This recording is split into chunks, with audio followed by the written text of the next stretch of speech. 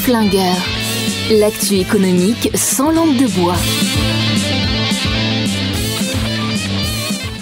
Bonjour, vous êtes sur RDE, ravi de vous retrouver dans Les Patrons Flingueurs, émission de débat sur l'actualité économique du moment, débat évidemment impérativement comme d'habitude sans langue de bois, une émission qui est ouverte à vos commentaires, remarques ou interrogations via le www.laradiodesentreprise.com.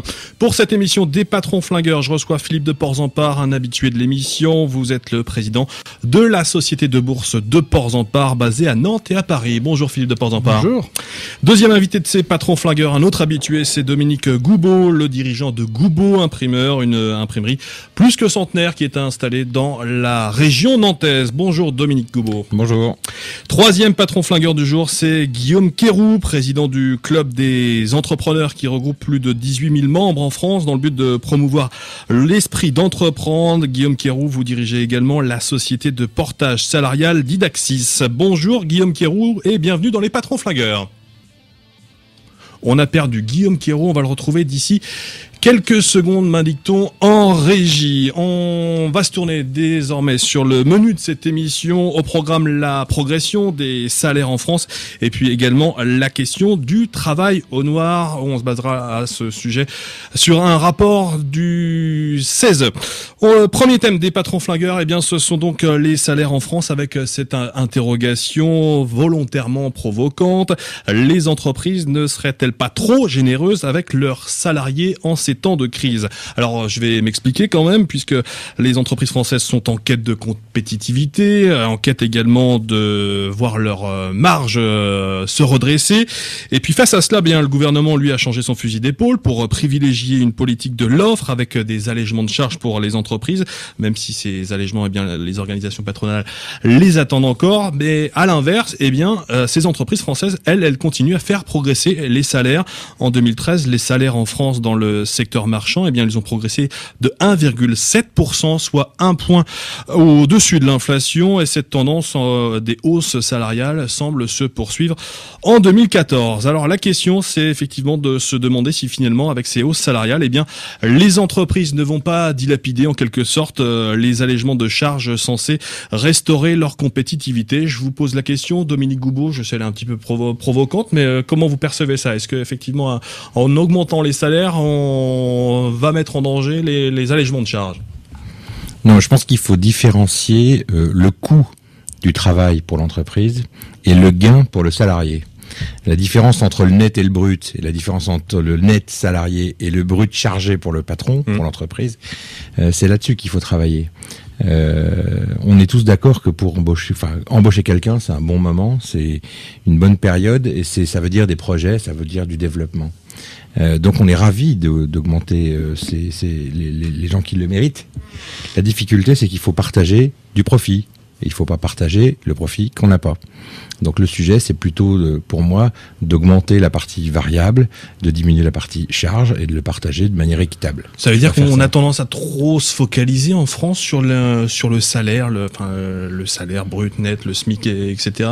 Philippe de Porzampar, et qu'on finit par occulter ce que commençait à aborder Dominique, participation, etc. Alors effectivement, ça peut paraître choquant de voir qu'aujourd'hui les salaires augmentent plus vite que l'inflation. Ce qui est amusant, et là aussi, on dit mais que fait le MEDEF? Moi je dis, quand Pierre Gattaz dit il faut se poser la question du coût de travail, éventuellement revoir le SMIC, on se met à hurler en disant mais c'est scandaleux que le MEDEF ait des positions. Il faut expliquer ce qui peut se passer dans ce qu'on peut appeler une dérive des salaires. C'est qu'il y a des accords d'entreprise qui entraînent des augmentations automatiques.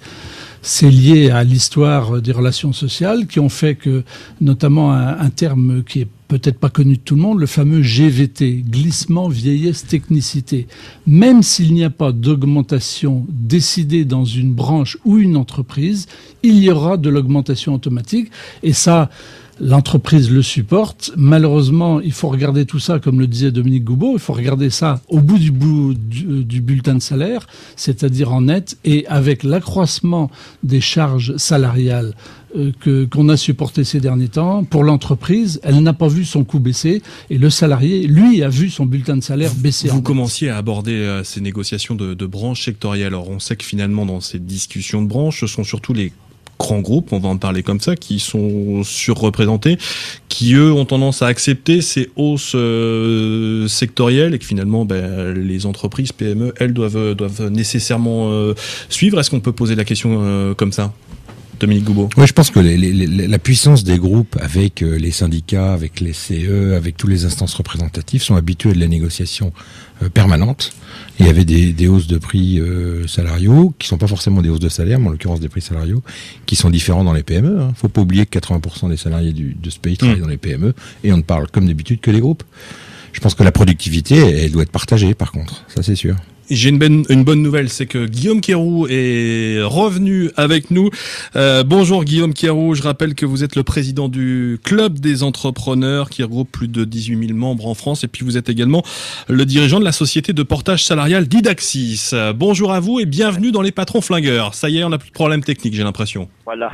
Bonjour à vous. On commençait à défricher avec Dominique Goubeau et Philippe de Porzampar la question des salaires, de la progression des salaires qui pourraient venir se confronter à l'allègement des charges. Est-ce que on était en train de poser cette question? Est-ce que finalement, en augmentant les salaires, les entreprises ne tuent pas finalement les allègements de charges? Comment vous voyez-vous cette question?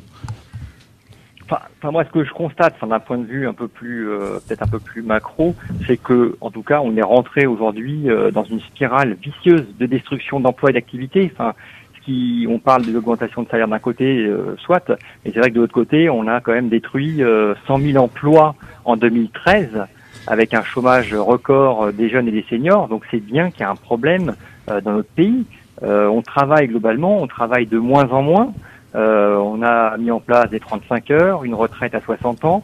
On a un coût du travail qui a augmenté de 23% en 10 ans contre 2% en Allemagne. Et on se demande pourquoi ça fonctionne pas.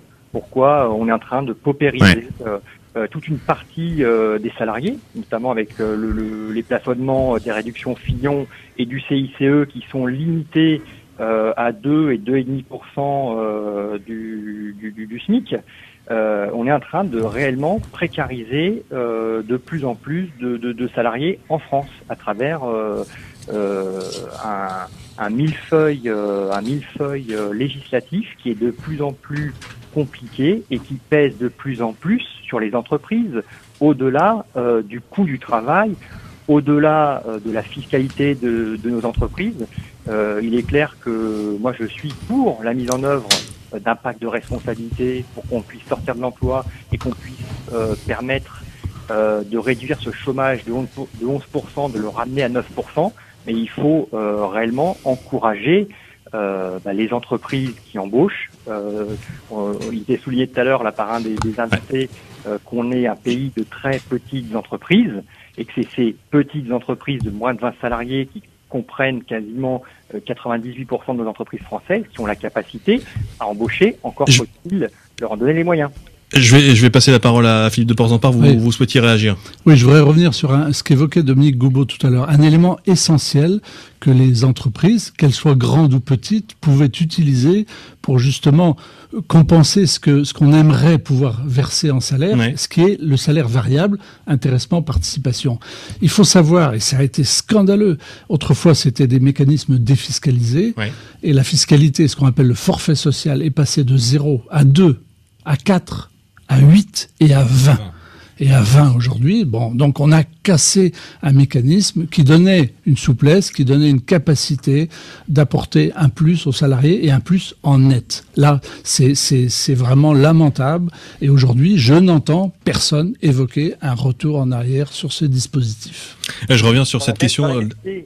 Dans la même idée, si c'est possible, les heures supplémentaires défiscalisées, on a supprimé, qui était une vraie bouffée d'oxygène pour 9 millions de salariés en France. Donc tout ce qui fonctionne, tout ce qui tente à préserver le cadre de vie de nos salariés, est en train de le détruire petit à petit.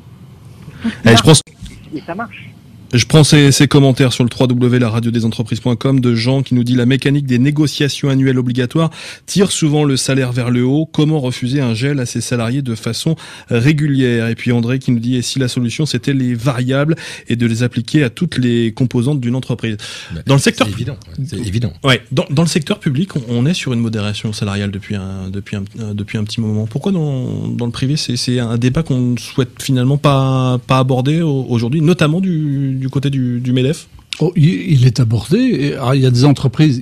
Quand il y a des accords d'entreprise, des accords de branche, elles sont respectées. Il y a des entreprises, y compris, qui ont passé des accords internes avec des baisses de salaire. Bon, ça ne se sait pas. On parle de ce qui est médiatique, on parle de ce qui est les chiffres moyens dans lesquels, effectivement, il y a les grands groupes du CAC 40, mais il y a la réalité de l'ensemble du territoire français qui n'est pas du tout celui-là et pour lequel il n'y a pas eu systématiquement ces hausses de 1,7%. Comment ça se passe, par exemple, chez Goubou, imprimeur? On parlait là, effectivement, du poids des négociations annuelles et qu'on pouvait difficilement dire à ses salariés, bah, vous êtes gentils, mais cette année, ce sera niet, et puis l'année d'après, encore niet. Effectivement, cette question-là, c'est, quand on est dirigeant d'entreprise, c'est compliqué d'asséner un tel discours. Oui, alors, en l'occurrence, moi, les augmentations individuelles, enfin, elles sont toujours individuelles. Elles sont donc uniquement au mérite. Et donc, il n'y a jamais d'augmentation de X% tous les ans pour tout le monde, premièrement. Et deuxièmement, on a un accord d'intéressement d'entreprise qui fait que il est égalitaire à partir d'une certaine barre de profit. Ouais. Il est égalitaire. Et surtout, cette année, pour répondre à la question à l'interjection de Philippe, c'est de dire, j'ai rajouté 20% sur le montant du contrat d'intéressement en disant... Pensez à François Hollande qui vous l'a enlevé, moi je vous le rajoute. Et du coup je l'ai fait au-delà de mon contrat, en disant je trouve ça dégueulasse qu'on ait un contrat entre l'entreprise, les salariés, enfin, le patron d'entreprise, les salariés et l'État, et qu'au milieu de la partie, tout d'un coup, on passe à 20% de forfait social. C'est comme d'habitude une décision du gouvernement, mais Sarkozy a fait d'autres trucs, c'est pas le débat, c'est on a un contrat, puis au milieu de la partie, pouf, on change les règles. En l'occurrence, il faut, pour répondre complètement à la question, je pense qu'il faut plus variabiliser en disant, il faut que ce soit honnête et transparent par contre, y a du profit, on partage. C'est ce que fait pas l'État. L'État, c'est, il n'y a pas de profit, on partage, on fait de la dette. C'est pas grave. Et je pense que c'est raisonnable et c'est sain quand on dit ça. Je prends ce commentaire qui nous dit: les salaires augmentent alors que les heures sup ne sont plus défiscalisées. Effectivement. Je me tourne vers vous, Guillaume Quéroux. Le salaire, est-ce que c'est possible d'y toucher finalement dans l'entreprise? Depuis janvier 2013, l'ANI, l'accord national interprofessionnel, introduit la flexi-sécurité, sauf qu'on voit que le nombre d'accords salaire contre emploi, eh bien, finalement, ce nombre d'accords se compte sur les doigts d'une main. On rappelle qu'il prévoit pour une entreprise en difficulté de réduire le salaire des salariés après négociation avec les organisations, ou réduire le nombre d'heures travaillées. Puis finalement, on voit que ça ne marche pas en France. Est-ce que dès qu'on parle salaire dans le privé, c'est compliqué? Je sais pas. Enfin moi, ce qui me semble compliqué quand on parle salaire, c'est effectivement la masse salariale, le poids des charges sociales. Après, et la réalité en fait des entreprises françaises, on l'a rappelé plusieurs fois, ce sont des petites entreprises. Donc effectivement, la question des salaires avec un coût qui a augmenté fortement en 10 ans devient problématique. Et il me semble que un des sujets quand même importants, et on a là une personne de l'imprimerie, donc je pense qu'il ira dans le même sens, c'est qu'on a en fait des entreprises qui ont des marges de plus en plus faibles. Et comment payer davantage nos salariés lorsqu'on dans nos PME, les marges sont quasiment moitié moindres que celles de nos voisins allemands. C'est pas possible. Le coût des salaires prend une part prépondérante dans les dépenses de l'entreprise, et les entreprises, notamment ces TPE, 98% des entreprises françaises, n'ont plus de marge de manœuvre pour le coût. C'est ça le vrai problème. Il faut redonner il faut redonner de la flexibilité. On parle de flexibilité, mais il faut redonner de la marge à ces entreprises. Donc si je vous entends bien, les uns et les autres, la question elle est pas sur le salaire finalement, elle est sur les charges salariales qui sont liées. Elle est sur les charges et sur la capacité à accélérer quand on a besoin de produire plus. Ce qui est mon cas en ce moment dans ma boîte. On a plein de boulot, mais on n'a rien foutu au mois de mai, indépendamment des ponts et tout ça. On n'a rien fait au mois de mai. Là, on a plein de boulot. On peut pas embaucher ce qu'on veut en intérim, en CDD, ni parce qu'il y a les coûts, ni parce qu'il y a les limitations. Peut-être que dans 15 jours, mon business sera au point mort, et il faudra bien que je négocie avec mes salariés le fait de pas ou moins travailler. Enfin, le business, c'est comme ça. On peut pas lisser le travail toute l'année. On a des clients quand même. Donc si ça, c'est ça la flexi-sécurité, en l'occurrence, on l'a fait tous les jours, toutes les semaines. Mais ça me va bien. Il faudrait qu'on puisse être accompagné sur ce sujet. Allez-y, Guillaume Quéroux. Et ce sera d'autant plus compliqué aujourd'hui, même si le gouvernement est en train de revenir en arrière, mais c'est qu'on veut mettre des bâtons dans les roues à des entreprises qui sont déjà totalement asphyxiées, avec des durées minimales sur les temps partiels à 24 heures. On va imposer aux magasins de fermer le dimanche et après 21h le soir dans certaines zones touristiques. On veut réformer le statut d'auto-entrepreneur et donc d'empêcher un certain nombre de salariés par ailleurs d'avoir un complément de revenu aussi par ailleurs. La question des seuils sociaux aussi. Pourquoi limiter ces seuils à 9 salariés lorsqu'on sait que le passage de 9 à 10... Le débat a été posé avant d'être retiré du côté de Repsamen. Effectivement, sur les seuils, on voit que c'est compliqué de faire aussi bouger les lignes. Si je vous entends bien, il y a pas de... La question, elle n'est pas sur les salaires. Est-ce que les entreprises augmentent trop leurs salariés? La question, elle est sur l'activité et sur le niveau de charge, très clairement. J'avais tout fou en préparant l'émission. Et réglementation. Et la simplification. Et puis, on viendra peut-être tout à l'heure dans la fin de l'émission, c'est comment réduire la dépense publique. Parce que le vrai problème, c'est quand on a 57% de notre produit intérieur brut qui correspond à des dépenses publiques, avec un État obèse, qui dépense plus que nous ne produisons de richesse, on va droit dans le mur. On n'aura pas d'autre solution que d'augmenter en permanence les impôts, les taxes, les charges sociales, parce qu'on n'aura pas d'autre solution. Allez, je pense commentaire de... Profondément, le modèle. Je prends ce commentaire de Goupil, fidèle auditeur et taquin pour le coup, qui nous dit: Ami Flingueur, vous vous êtes augmenté cette année. Allez, la vérité. On va botter en 0 chez Philippe de Porzampin. 0 par contre, et ça fait 2 ans que je prends pas de dividende. Voilà, vous êtes renseigné Goupil. Ça fait 5 ans. Autre observation sur le 3W qui nous dit: c'est quoi l'augmentation des salaires chez les fonctionnaires, supérieure ou inférieure à celle du privé? En tout cas, il me semble qu'il y a un... Mais pourquoi? Attends, moi j'ai un coup de gueule là-dessus. Alors, pourquoi on n'augmenterait pas les fonctionnaires? Je suis pour. Il faut les augmenter. Par contre, à côté de ça, il faut leur donner des objectifs de productivité, il faut leur donner des objectifs de réforme. Le débat, c'est pas le poids des fonctionnaires, c'est que à chaque fois qu'on fait une réforme, il y a quelqu'un qui a le pied sur le frein. Dans nos entreprises, en permanence, on fait des réformes, on change des trucs, on améliore. Ouais. Pourquoi dans la fonction publique, c'est pas possible? Pourquoi c'est tellement cloisonné? Il y a le nombre, et puis il y a la notion d'efficacité en général. Ce qui ne veut pas dire profit, c'est efficacité, plus vite, accès au numérique, c'est ça qu'on veut. C'est impossible. C'est cette réaction qui dit il faut les augmenter en réduisant leur poids, ça va être tendu. On va clore là-dessus parce qu'on a explosé le temps qui nous était imparti et on va passer tout de suite au deuxième thème des patrons flingueurs.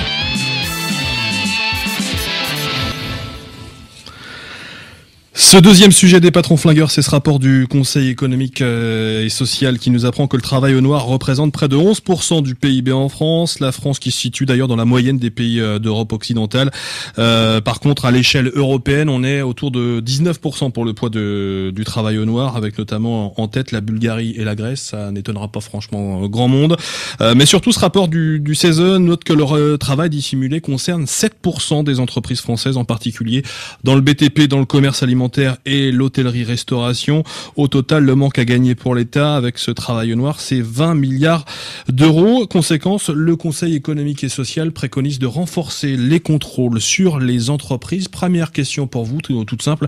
Est-ce que ce sont des chiffres qui vous surprennent? 10% du PIB qui provient du black. On va en parler très, très clairement comme ça. Philippe de Porrempart.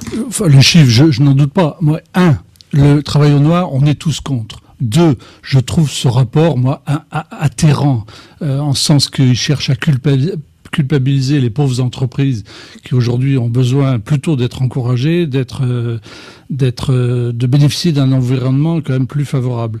Quand on dit dans ce rapport que l'entreprise recherche une optimisation fiscale à outrance, c'est quoi? C'est essayer de s'en tirer sans crever trop vite. Parce que l'optimisation fiscale, c'est il y a de la charge partout. Comment faire en sorte que l'entreprise puisse s'en sortir? Tout à l'heure, j'ai raccompagné un artisan qui était chez moi. Il me disait, ma marge nette, j'ai 10 personnes créées depuis un an, 2%. 2%, il me dit, je travaille tout seul, sans architecte, sinon je suis mort. Donc on voit bien, et ça revient au débat qu'on avait tout à l'heure, on voit bien que le poids de la charge qui est mis sur le dos des entreprises, et que à travers ce rapport, on cherche à culpabiliser un peu, c'est atterrant. Alors, on peut comprendre le pauvre agriculteur qui ramasse ses cerises, etc., qui a une telle charge que s'il a des saisonniers qui passent la frontière et qui payent pas, moi je ne lui jetterai pas l'opprobre. Par contre, il faut que les sujets soient traités comme on l'a dit tout à l'heure, et là ça ira mieux. Je prends ce commentaire de Kilo qui nous dit encore une stigmatisation des entreprises, qu'on nous laisse un peu et qu'on ne vienne pas nous mettre d'autres contrôles. Guillaume Quéroux, ce rapport du CESE préconise de renforcer les pouvoirs de l'URSSAF en ciblant davantage ces contrôles. Là encore, comment vous interprétez ça? Comme une stigmatisation? Comment c'est abordé? Je suis un peu comme Philippe. Moi, je suis inquiet quant au message effectivement qui est lancé quelque part aux entreprises. Est-ce que ça va légitimer quelque part la pression des administrations vis-à-vis des entreprises, vis-à-vis la pression de l'URSSAF, la pression du fisc, renforcer finalement ce sentiment de défiance, cette défiance vis-à-vis d'entrepreneurs qu'on voit trop souvent comme des délinquants. Mais moi j'aurais pensé que pour vous c'était une concurrence déloyale, ces entreprises qui avaient recours au... Encore une fois, qui sont globalement des chiffres, qui sont dans les moyennes des pays de l'OCDE. Donc globalement, c'est des chiffres qui ne font pas avancer les schmilblick. C'est quoi le vrai problème? Encore une fois, c'est le problème de la dépense publique, c'est le problème de la perception des entreprises qui sont trop vues comme des vaches à lait aujourd'hui, et qu'on taxe de plus en plus au lieu de réduire la dépense publique, et que finalement, là, on est en train d'agiter un chiffon rouge qui dit que finalement, il y a une économie circulaire, un travail dissimulé dans les entreprises qui gèle quelque part la production intérieure brute, alors que le vrai problème, c'est comment on encourage la compétitivité, comment on améliore la compétitivité de nos entreprises, comment on leur donne l'oxygène dont elles ont besoin. J'ai cette très bonne observation d'un auditeur qui nous dit 20 milliards de manque social. C'est autant qui pourrait être investi dans le soutien aux entreprises. C'est donc une cause qu'il faut adopter. Qu'est-ce que vous pensez à cette observation, Dominique? Oui, je pense que je suis pas expert pour savoir si ça crée de l'emploi. Voilà. En tout cas, si le sac à dos est plus léger, de toute façon, on va plus loin. C'est mécanique. Après, on parle du black ou du travail noir dans les entreprises. Il faut savoir aussi que nos salariés, et moi j'en ai, qui m'avouent avoir de travail, de job. Donc, ils ont bien tranquille, la sécu, tout va bien, ils paient les impôts, puis à côté, l'après-midi, ils font des jardins, ils font un peu de peinture, ils font des choses comme ça, et ils s'arrondissent leur fin de mois. Emmerdement pour mon entreprise, moi, quand j'ai besoin d'accélérer, les faire bosser un peu plus, je peux pas. Non, ils travaillent. Ouais. Parce que c'est des courageux, les gens. Faut pas penser que ce soit des feignants. C'est des courageux. Simplement, et c'est là où on boucle le débat de la fiscalité, ils sont courageux, parce qu'ils travaillent et que ça leur rentre, le black, ça leur rentre directement dans la poche. Donc c'est pour ça qu'il faut diminuer la fiscalité en tout genre. C'est parce que le travail, il doit rapporter du net Or, le travail aujourd'hui, il rapporte énormément en brut, mais peu en net. Et donc, c'est un vrai sujet pour la société. Il y a aussi le gouvernement qui souhaite renforcer les pouvoirs de l'inspection du travail pour tout ce qui est normes de sécurité. Là, renforcement des pouvoirs de l'URSSAF. Vous avez tendance à dire qu'effectivement, quand on met tout ça bout à bout, ça commence à faire un petit peu beaucoup et qu'on suspecte l'entreprise en temps de crise d'essayer de vivre comme elle peut. C'est la suite depuis 10, 20 ans où on donne du pouvoir, on crée des postes, etc. Et puis derrière, ce sont les entreprises, il faudra le payer. Moi, si vous voulez, je vous dis un truc, j'aurais aimé que le Conseil économique et social, dont l'utilité est d'abord discutable, consacre son énergie sur vraiment des sujets de compétitivité de l'entreprise. En tout cas, ce qui est discutable au CESE, c'est sa composition où il y a beaucoup d'amis. Son coût et son utilité globale, surtout pour sortir de tels rapports. Allez, pour terminer, on va conclure avec ce commentaire de Goupil, décidément très taquin aujourd'hui, qui dit: les employés de Dominique Goubeau vont avoir des coups de fil du fisc. Et puis des commentaires de Géographe qui nous disent: attention, cette note du CESE montre que le travail au noir en France souffre d'un tropisme ultramarin, entre parenthèses outre-mer. Et puis Eric qui nous dit: est-ce que ces chiffres tiennent compte de la Corse, avec un petit smiley. Voilà, en tout cas ça fait rire, ça amuse la galerie, on va dire ça comme ça. Il nous reste quelques minutes et on va passer tout de suite à la troisième partie de cette émission, le classique coup de cœur, coup de gueule.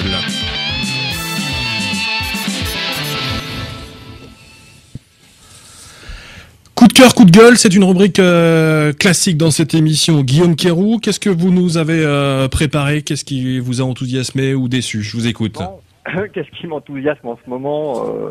C'est peut-être le foot, je sais pas, avec l'équipe de France. On a une équipe qui est gagnante, et c'est vrai que si nos entreprises pouvaient être supportées dans leurs lourdes tâches. Vous avez besoin de supporters, Guillaume Quéroux. Voilà, les accompagner pour sortir la France de ce marasme, pour redevenir une grande puissance mondiale. Je pense qu'on a besoin de ça. Vous pensez que le foot, par exemple, j'extrapole, vous pensez que le foot a une influence sur le moral des gens, le moral des salariés, le moral des entreprises, le moral des consommateurs? Non, sur la place de la France dans le monde. D'accord. Ça redore un peu l'image de la France, parce que autant vous dire qu'en tant qu'entrepreneur et en tant qu'entreprise, l'image de la France dans le monde, c'est les 35 heures. C'est la fiscalité, c'est des investisseurs qui ont quitté le navire. Donc c'est une image qui doit être redorée. Et c'est vrai que l'image de l'équipe de France, finalement, ça redonne un peu de baume au cœur, et ça nous donne envie d'exporter nos produits et nos services dans le monde, et d'être reconnus comme une grande équipe finalement. Allez, ce commentaire de Goupil qui nous dit: victoire en Coupe du Monde égale 1% de croissance du PIB en plus. On l'espère en tout cas, mais on n'a pas encore gagné la Coupe du Monde. Philippe de Porzampar, coup de cœur, coup de gueule. Un coup de cœur, c'est une bonne histoire. Un mécène américain, un riche, qui a fait ça dans d'autres pays. Il allait cacher des enveloppes dans les jardins publics, des enveloppes en liquide, pour aider nos bons concitoyens qui en ont bien besoin. Ce qui est terrible, c'est qu'en France, c'est interdit de donner de l'argent liquide. À mon avis, le fisc est en train de lui courir après. Voilà, ça c'est la France. Alors, un coup de gueule, c'est ce matin, j'entends Michel Sapin qui me fait pas rire avec ses chaussettes roses. Sapin, pardon. Sur la croissance, voilà, vraiment de la langue de bois qui traîne par terre. Quand on entend ce qu'il dit, vraiment, on ne traitera pas les problèmes parce qu'on ne veut pas les regarder en face. C'était un beau coup de gueule. J'ai une belle histoire, Dominique Goubeau. Coup de cœur, c'est très bien. Une rencontre avec une maman adoptante d'enfants étrangers qui dit: je vais écrire un bouquin sur ce qui s'est passé dans l'adoption, et qui vient me voir pour imprimer son bouquin. Le budget est important, je négocie avec elle, je trouve des astuces techniques, et elle a pas assez d'argent. Et elle va sur le site de crowdfunding qui s'appelle KissKissBankBank, que vous connaissez, et je vous invite à aller faire un tour là-dessus, et qui récupère un budget de 12 000 euros d'un joli bouquin, plus des 3/4 avec ce projet-là. Et le bouquin va se faire, et c'est un vrai beau sujet et une belle histoire à raconter. Et c'est vous qui l'avez aiguillé vers cette solution? Même pas, elle l'a trouvé toute seule. Moi, j'avais fait mes efforts de mon côté, mais même pas. Et ça, c'est vraiment sympa. Et puis, mon coup de gueule, c'est la grève SNCF. je comprends pas qu'une petite minorité d'emmerdeurs puisse arrêter le pays comme ça. Ça me rend dingue. C'est un beau résumé de ce qu'on a évoqué la semaine dernière dans cette même émission. Merci à tous les trois d'avoir participé à cette émission des patrons flingueurs. Merci à Guillaume Quéroux, le président du club des entrepreneurs. Merci Dominique Goubeau, dirigeant de Goubeau Imprimeur à Nantes. Et merci à vous Philippe de Porzampar, président de la société de bourse qui porte votre nom. Vous retrouvez comme d'habitude cette émission des patrons flingueurs en podcast sur le www.laradiodesentreprise.com, mais également via les applications. N'hésitez pas également à parler de cette émission et de RDE autour de vous. Je vous souhaite une excellente semaine. À bientôt. Ciao, ciao.